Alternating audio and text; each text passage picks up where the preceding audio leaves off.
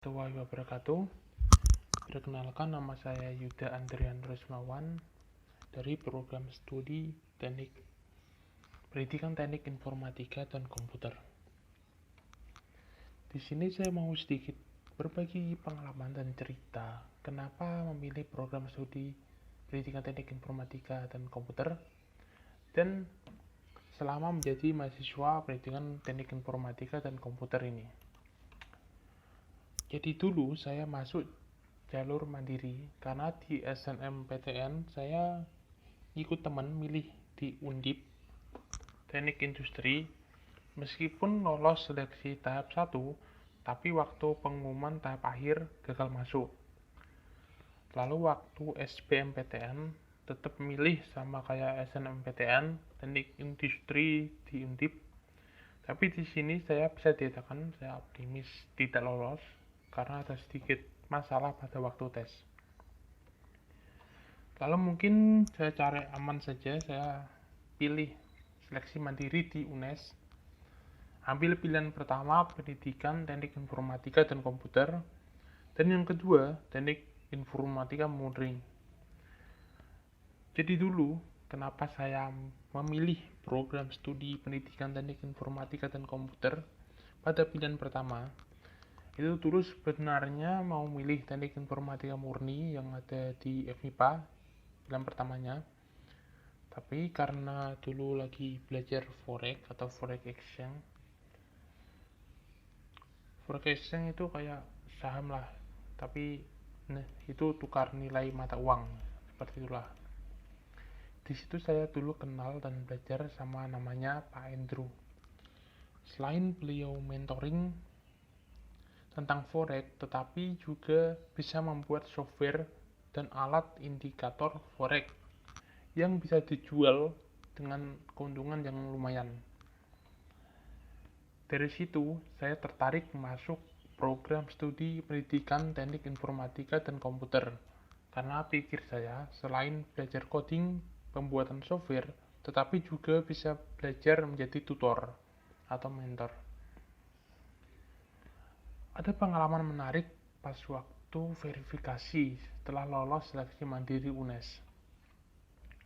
Jadi dulu, sebelum antri mau verifikasi, kita para maba dibarisin dulu di auditorium.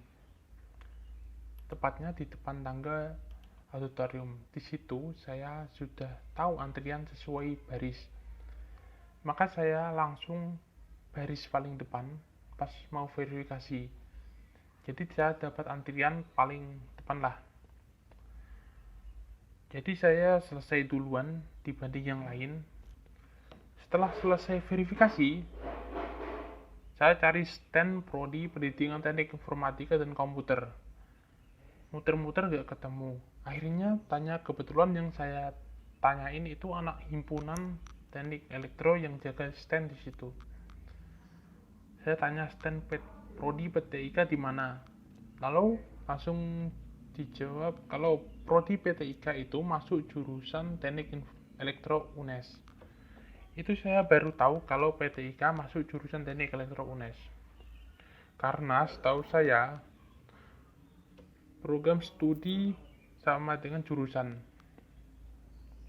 Jadi kalau biasanya jurusan sejarah, pasti program studi juga sejarah kayak gitu.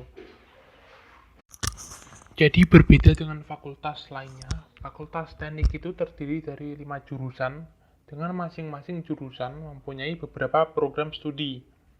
Misalnya saja jurusan teknik elektro itu ada Prodi Pendidikan Teknik Informatika dan Komputer, terus ada Pendidikan Teknik Elektro dan Teknik Elektro Murni. Seperti itu. Oh iya, fakultas teknik itu terletak paling ujung di UNES. Jadi gerbang utama UNES terletak di sebelah barat dan letak fakultas teknik itu terletak paling timur. Dan di belakang fakultas teknik itu langsung jurang dan hutan.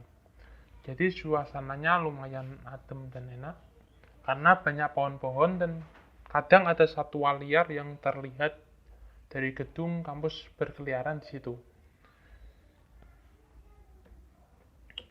Oke, sekarang saya sudah memasuki semester 4 selama menjadi mahasiswa program studi pendidikan teknik informatika dan komputer. Jadi apa sih yang sudah didapat selama ini, selama 4 semester atau 2 tahun ini? Yang pasti ilmu tentang pemrograman, terus ada multimedia, merancang dan pengelolaan pembelajaran, dan lain-lain. Yang saya rasa kurang di sini adalah suasana kompetitif mahasiswanya dalam proyekan, entah itu software maupun hardware. Mungkin karena terkendala sama fasilitas kampus yang saya rasa kurang, seperti peminjaman laboratorium yang harus melalui banyak proses agar bisa dipinjam.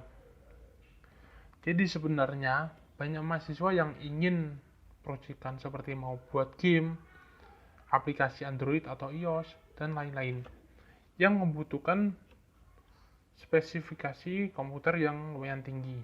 Tapi karena kebanyakan spek laptop mahasiswa itu masih standar, walaupun bisa jalan, tetapi harus dengan kesabaran ekstra.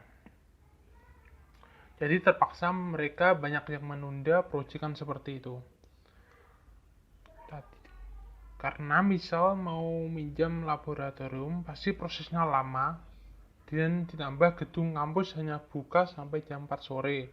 Setelah itu dikunci. Mungkin bukan hanya di jurusan teknik, jurusan elektro saja, tetapi di jurusan dan fakultas lain. Itulah mungkin emang kebijakan kampus. Terlepas dari sisi positif dan negatifnya. Padahal hal seperti itu, kalau bisa dirubah atau dimudahkan, pasti banyak mahasiswa yang semangat, dan lebih bagus lagi kalau semua mahasiswa PTIK atau di jurusan teknik elektro bisa menciptakan suasana perkuliahan menjadi lebih kompetitif. Misalnya mahasiswa lama banyak yang proyekan, entah itu software atau hardware, pasti dengan begitu apabila ada mahasiswa baru, mereka akan tertarik juga ikut proyekan. Alhasil, mereka tidak hanya belajar teori dari dosen saja, melainkan pengembangan dirinya juga harus bagus, sehingga bisa menunjang kompetensi mahasiswa menjadi lebih baik, dan pastinya lulus dengan cepat karena sudah terbiasa buat proyek-proyekan. Oh iya, setiap tahun di jurusan teknik elektro pasti akan mengadakan expo atau pameran untuk pengunjung sendiri dari kalangan umum. Jadi yang dari jurusan, fakultas, atau adik-adik SMA atau SMK, dan masyarakat sekitar bisa datang berkunjung dalam acara pameran tersebut. Karena acara ini cuma setahun sekali. Jadi kalau nggak datang itu eman-eman lah. Banyak karya mahasiswa yang dipamerin di sini, baik dalam bidang software maupun hardware. Misalnya saja, media pembelajaran game edukasi tentang sampah berbasis augmented reality. Lalu ada printer 3D, smart apotheker, smart home, dan masih banyak lagi. Seperti tahun kemarin, saya berkesempatan menjadi peserta jaga stand pameran mendeteksi plagiarisme menggunakan basis web programming dengan menggunakan algoritma RabbinCap. Dalam acara tersebut dinilai oleh 3 juri dari Malaysia. Lalu tahun ini sendiri entah mau diadain atau tidak, mengingat kondisi dan situasi yang kurang memungkinkan karena masih pandemi COVID-19. Tapi saya harap kondisi ini cepat pulih kembali, sehingga aktivitas perkuliahan dapat berjalan dengan normal. Mungkin cukup sekian sharing berbagi pengalaman saya sebagai mahasiswa pendidikan teknik informatika dan komputer. Dan apabila ada salah kata, mohon maaf. Dan terima kasih. Wassalamualaikum warahmatullahi wabarakatuh.